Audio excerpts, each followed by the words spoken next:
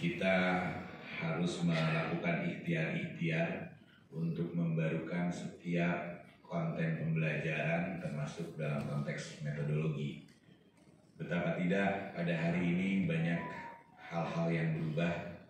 Kalau di ilmu kebumian kita mengenal bahwa tata surya Bima Sakti kita itu memiliki 9 planet. Dan planet yang paling bungsu itu dulu kita mengenalnya sebagai planet Pluto.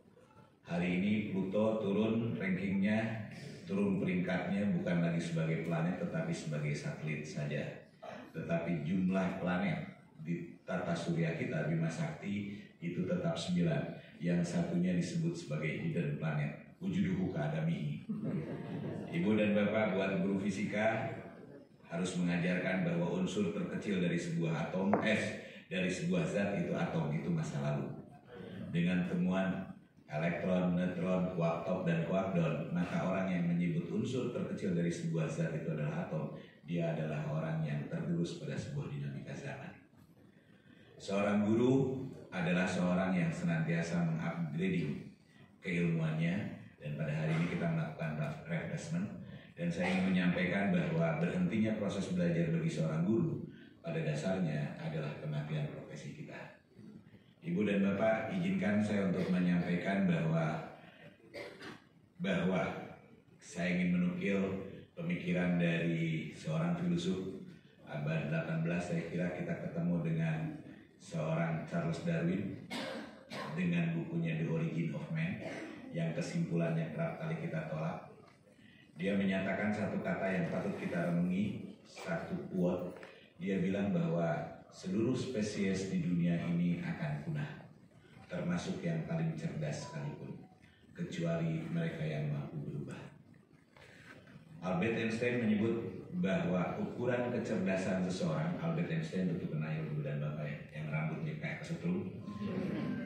Dia pernah menyatakan ukuran kecerdasan seseorang tidak tergantung dari kemampuan dia berpikir, tetapi kemampuan dia berubah. Dalam bahasa kita mungkin kita bisa menyebut bahwa orang yang cerdas bukan orang yang mampu menghafalkan ribuan rumus atau mampu menghitung angka secepat kilat, tetapi mereka yang berubah sesuai dengan dinamika zaman.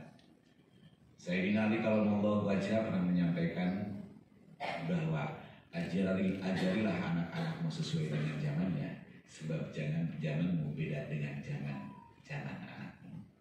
Ini menandakan bahwa kita harus selalu melakukan sebuah upaya-upaya perubahan agar kemudian ilmu yang kita sampaikan ke anak-anak kita selalu update dan bermakna terhadap kehidupan mereka. Izinkan Ibu dan Bapak, ada sebuah kalimat dari komunitas Sunda. Saya kebetulan orang Sunda, jadi orang Sunda ini luar biasa. Di samping punya sebuah kerajaan yang bernama Sunda Empire,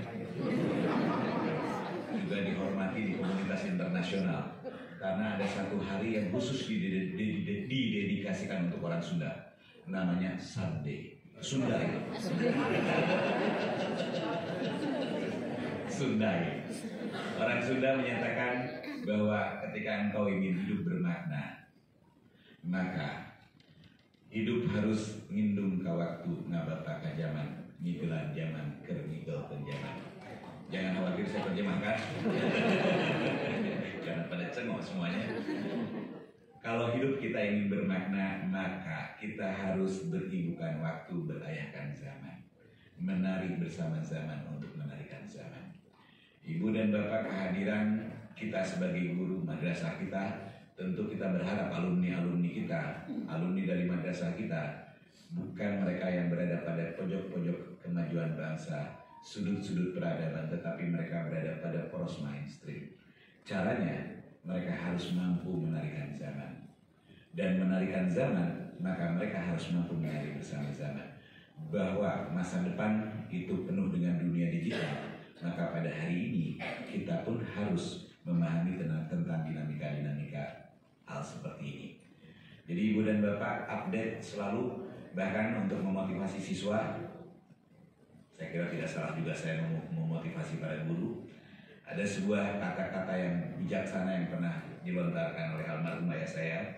Dia menyatakan bahwa orang yang terpelajar hanyalah pemilik masa lalu. Saya ulang, orang terpelajar hanyalah pemilik masa lalu, tetapi orang yang terus belajar yang akan menjadi pemilik masa depan, dan itu adalah ibu bapak semuanya.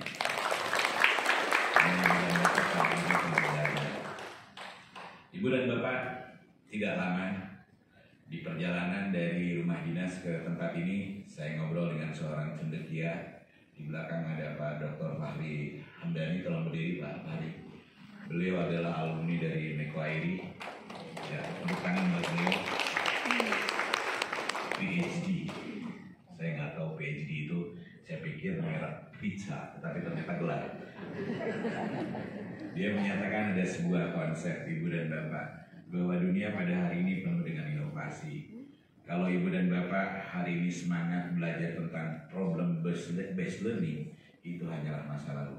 Sebab hari ini sudah bergeser menjadi high order thinking skill. Dan sesaat lagi akan berubah, sesaat lagi akan berubah. Ibu dan bapak, maka kekuatan kita untuk selalu melakukan difusi penangkapan terhadap inovasi itu menjadi penting. Dan tema yang kemudian pada hari ini saya sampaikan adalah Innovation in Education. Sebuah konsep yang pernah disampaikan oleh seorang pemikir yang bernama Alfred Rogers, yang kemudian turunannya adalah diffusion of innovation dan lain sebagainya. Kata kuncinya selalu mengawali tentang eksistensi kita selaku manusia. Izinkan saya menggunakan referensi-referensi yang berbeda, tidak sekedar bicara tentang Rogers, bahwa ketika kita hari ini meningkatkan kapasitas manusia yang tengah belajar di tempat kita di madrasah, maka sebelum segala sesuatunya dimulai, kita perlu mengenal subjek dan objek pembelajaran. Siapa yang belajar dan siapa yang mengajar. Siapa yang belajar dan siapa mengajar, mereka berada dalam satu spesies yang bernama Homo sapiens. Kita, manusia. Ibu dan bapak, Pak Anies ini homo. Saya kira harus setuju. Namanya Homo sapiens. Mungkin Pak Anies. Homo sapiens menurut orang-orang biologi diterjemahkan homo adalah makhluk, sapien adalah yang mampu berpikir dan berinteraksi. Ketika kita menyapa pemikir filsuf abad pertengahan, maka kita ketemu dengan René Descartes. Dia menyatakan cogito ergo sum, aku berpikir maka aku ada. Ketika kita menyapa, melihat, menelisik hasanah-hasanah klasik, kita akan menemukan di hasanah klasik kita menyebut manusia sebagai definisinya adalah diterjemahkan sebagai al-insan, yang kemudian di dalam hasanah klasik disebut sebagai al-insan hayalunati, bahwa sesungguhnya manusia itu adalah hewan yang berakal. Artinya bahwa eksistensi manusia berdasarkan tiga definisi ini, Homo sapiens, cogito ergo sum, kemudian al-insan hayalunati. Eksistensi manusia bukan terletak pada wujudnya, bukan pada persoalan ganteng atau cantik, bukan pada persoalan tinggi atau rendah, bukan persoalan gemuk atau kurus, tetapi bagaimana dia mendayagunakan otaknya. Mendayagunakan otaknya tentu sumbernya adalah sebuah ilmu pengetahuan. Ibu dan bapak, ketika bercerita tentang bahwa kekuatan manusia itu terletak dari cara mendayagunakan akal dan pikirannya, maka saya kira proses pembelajaran adalah hal yang paling esensial dari diri manusia. Sebab dengan belajar dia akan menambah ilmu pengetahuan dan lain sebagainya. Dan pada saat yang sama, izinkan ibu dan bapak, konsep yang dikembangkan oleh Rogers, baru saya masuk ke Rogers, bahwa prinsipnya sebuah proses pembelajaran melalui proses thinking, the human thinking, atau proses berpikirnya seorang manusia, itu melewati 4 fase. Fase yang pertama adalah fase kepenasaranan atau yang kita sebut sebagai inquiry. Inquiry itu pertanyaan. Ibu dan bapak, di dalam hidup kita juga kenal, René Descartes pernah menyatakan omnibus dubitandum. Omnibus dubitandum itu maknanya adalah jangan pernah berhenti penasaran. Jangan pernah berhenti penasaran, ibu dan bapak. Kepo kalau dalam bahasa kita sekarang. Ketika mengetahui sesuatu hal, seorang inovator, seorang pendidik, dia ingin mencari tahu apa yang sebetulnya terjadi. Ibu dan bapak, proses inquiry pada dasarnya dilakukan melalui proses-proses ketika dia mengalami sebuah hambatan dan tantangan. Ibu dan bapak, masalah. Ibu dan bapak tahu ya, bahwa pertanyaan itu muncul akibat masalah. Ibu tahu Bapak artinya masalah? Masalah itu berasal dari bahasa Arab. Ketika dia menemukan sesuatu hal yang janggal dalam hidupnya, Masya Allah, di ujungnya masalah. Canda kalau itu canda. Ibu dan Bapak, masalah adalah sesuatu yang seharusnya terjadi dengan senyatanya terjadi. Misalnya, ada orang yang gizinya bagus, seharusnya dia pintar, tetapi ada yang tidak pintar. Ada komunitas yang gizinya tidak baik, lahir dari komunitas yang papa dan miskin, tetapi kemudian dia menjadi orang yang brilian. Ibu dan Bapak penasaran kenapa hal ini terjadi, kemudian kita mencari referensi. Maka Ibu dan Bapak, sekali lagi saya ingin menyampaikan, ketika kita punya persoalan-persoalan, maka kekuatan kita untuk mencari referensi itu menjadi penting. Ibu dan Bapak, kekuatan kita untuk membaca atau literasi baca dalam bahasa lain itu menjadi penting. Karena pada hari ini, Ibu dan Bapak, saya kerap kali memperoleh informasi yang seharusnya tidak muncul dari komunitas-komunitas yang disebut dengan well educated people atau masyarakat yang beruntung secara akademik ya. Well educated people artinya dia orang yang memang terberdayakan dari sisi pendidikan. Kadang-kadang Ibu dan Bapak izin saya menyampaikan, ada komunitas guru yang tentu saya hormati dan sampai sekarang nggak mau vaksin. Karena di vaksin itu ada chip katanya. Di situ ada pembunuhan katanya. Ibu dan Bapak, alhamdulillah saya divaksin sudah 3 kali dan hari ini saya masih sehat walafiat. Artinya Ibu dan Bapak, ada beberapa problem ketika seseorang melakukan sebuah inquiry, pertanyaannya ada pandemi, bagaimana menyelesaikannya. Hadirlah solusi vaksin, kemudian orang mencari-cari literatur yang menyebut bahwa bagaimana mitigasinya. Banyak orang yang tersesat dengan literasi yang salah. Ibu dan Bapak, banyak informasi yang berseliweran sekarang, atau dunia sekarang tengah disebut sebagai dunia yang VUCA, volatile, uncertainty, complexity, dan yang terakhir itu ambiguity. Ibu dan Bapak, hari ini Ibu dan Bapak berhadapan dengan dunia yang ambiguity. Ambiguity itu nggak jelas kayak begini. Ukraina sama Rusia lagi perang, siapa yang menang hari ini? Tergantung. Ya, Indonesia yang menang, alhamdulillah. Pertanyaan dijawab dengan jawaban yang luar biasa. Ibu dan Bapak, menurut versi Anu menang Anu, menurut versi Anu menang Anu. Dan Ibu dan Bapak harus memiliki kecerdasan kepiawaian bagaimana memilih dan memilah sebuah sumber-sumber pembelajaran yang baik. Sebab suatu saat nanti Ibu dan Bapak, percayalah pada saya, ramalan OECD, ramalan World Bank, bahwa anak-anak yang memasuki studi belajar itu kerap kali lebih cerdas dan lebih pintar dan menguasai informasi yang lebih banyak daripada gurunya. Gurunya sibuk dengan banyak hal, anaknya sibuk dengan belajar, sehingga pengetahuan anak kita melebihi kapasitas kita. Di perguruan tinggi saya sudah merasakan Ibu dan Bapak. Sehingga kadang-kadang saya di perguruan tinggi melihat siapa di sini yang IP-nya paling bagus, tolong Anda ngajar dong. Dan ternyata memang kontennya lebih bagus, diksinya lebih tertata dan lain sebagainya. Ibu dan Bapak, ujung-ujungnya guru sebagai fasilitator kadang-kadang, dan dia hanya menunjukkan ini referensi yang baik dan referensi yang buruk. Cerita tentang dunia ideologi Ibu dan Bapak, apakah komunisme itu adalah sesuatu paham yang salah? Itu pertanyaan Pak. Apakah komunisme itu sesuatu hal yang salah? Tergantung referensinya Ibu dan Bapak. Kalau referensi Indonesia, referensi keagamaan kita nyebut itu yang paling salah. Tapi kalau referensi Cina, jangan-jangan kesimpulannya nggak begitu. Referensi dari Rusia, jangan-jangan kesimpulannya nggak begitu.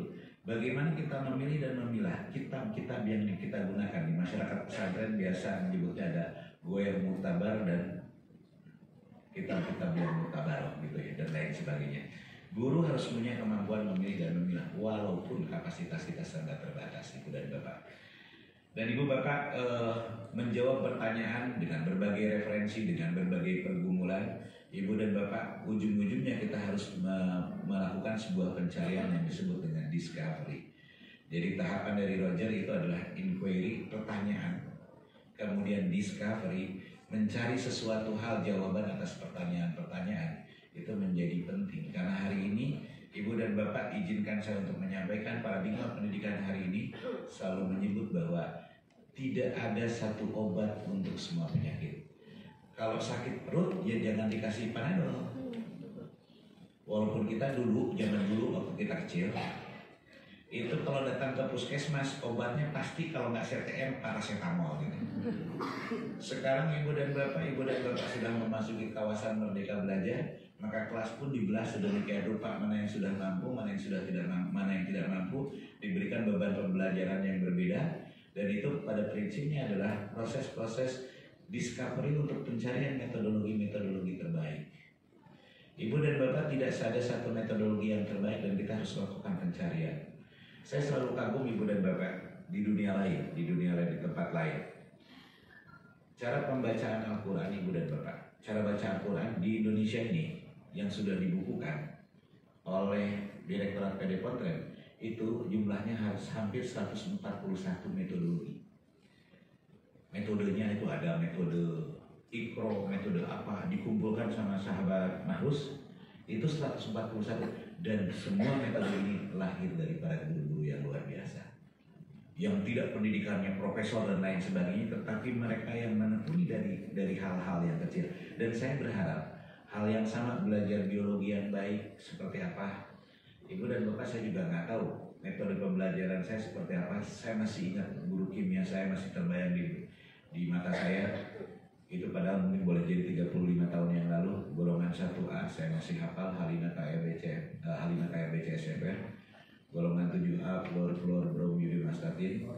Di fisika PP sama dengan RT gas ideal, F sama dengan M kali G adalah 9,8 meter per detik kuadrat.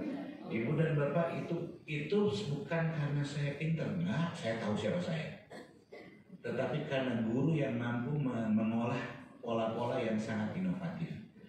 Dan ibu bapak, setelah kita melakukan discovery, pencarian, maka kita akan menemukan sebuah invention, temuan-temuan bahwa perlakuan terhadap orang ini, kayak kita menemukan diri sendiri.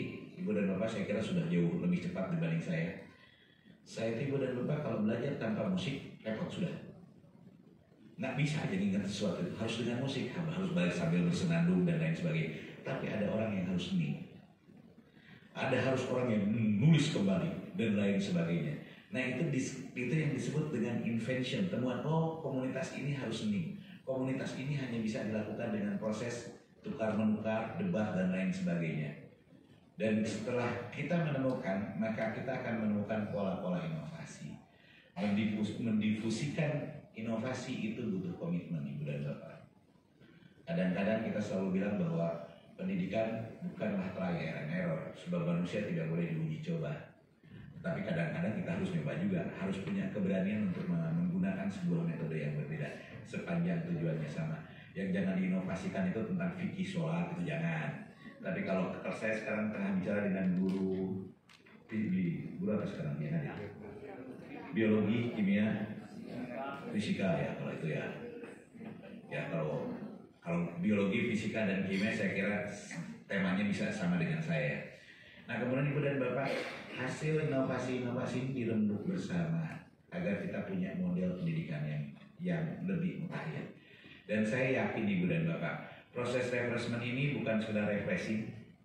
Walaupun saya tahu Sayyidina Ali Karamallahu wajhah pernah menyampaikan bahwa rekreasi terindah di dunia ini bagi seorang muslim adalah belajar.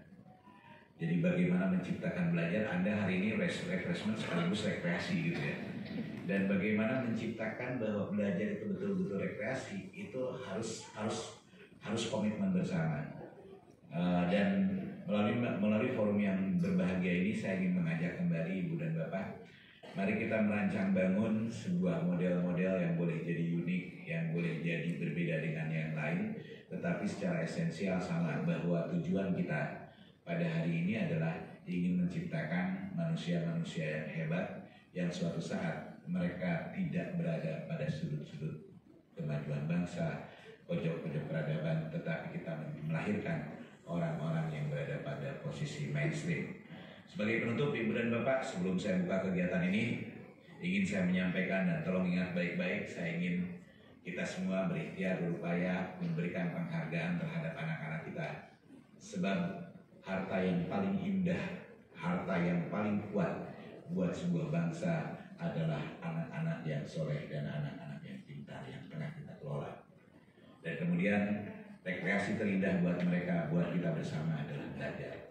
Dan surga yang paling aman, paling nyaman adalah madrasah kita. Tepuk tangan dulu untuk madrasah kita. Ibu dan Bapak yang saya hormati, saya diperintah oleh Pak Anies untuk membuka kegiatan ini. Marilah kita buka bersama kegiatan ini melalui pembacaan Ummul Quran dengan doa dan harapan. Semoga melalui karomah, rahasia, kekuatan, mukjizat dari Ummul Quran, kegiatan kita dapat berjalan dengan baik dan menghasilkan sesuatu hal yang baik, dan tentu saja mengokohkan komitmen kita agar kita melakukan pengabdian terbaik demi mewujudkan masa depan bangsa kita melalui didikan anak-anak kita. Ala hadhihi niyyah wa ala kulli niyatin shalihah. Al-Fatihah.